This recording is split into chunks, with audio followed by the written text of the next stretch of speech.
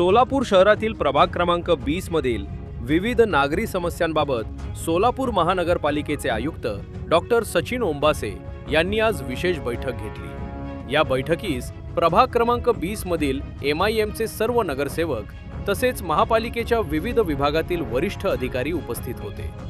बैठकीत नगरसेवकांनी प्रभाग क्रमांक 20 मधील नागरिकांच्या विविध समस्या आयुक्तांसमोर मांडल्या।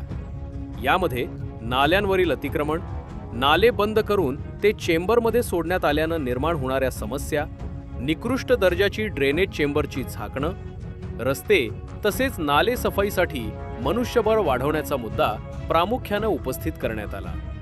नगरसेवकांनी मांडलेल्या समस्यांची गंभीर दखल घेत आयुक्त डॉक्टर सचिन ओंबासे यांनी संबंधित दास आणि लक्ष्मी कंपनीच्या अधिकाऱ्यांना खडसावत 8 दिवसांच्या आत प्रभाग क्रमांक 20 मधील संबंधित समस्या दूर करून कामे मार्गी लावण्याचे आदेश दिले।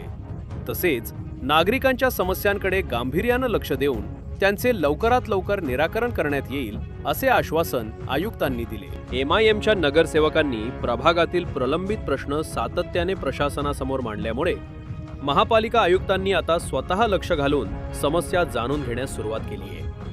त्यामुळे प्रभाग क्रमांक 20 मधील नागरिकांच्या समस्यांना आता गती मिळण्याची अपेक्षा व्यक्त होत आहे।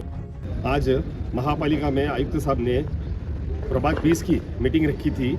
मीटिंग का मकसद ये था कि शोभादेवी नगर, भीमाशंकर नगर, यहाँ पर जो ड्रेनेज लाइन के बार बार जो प्रॉब्लम आ रहे हैं उसके लिए मीटिंग रखी गई थी। लास्ट टाइम पिछले हफ्ते जब हमारी मीटिंग हुई थी उस मीटिंग में साहब ने बताया था कि जितने भी संबंधित अधिकारी हैं और ये जितने भी जो टेंडर लिए हैं कंपनी वाले, दास और लक्ष्मी दोनों को बुलाया गया, उनके पूरे अधिकारी थे। वहाँ पर बैठकर हमारे प्रभाग 20 के ताल्लुक से पूरी बात हो गई और उसमें हमने जो है मुद्दे रखे।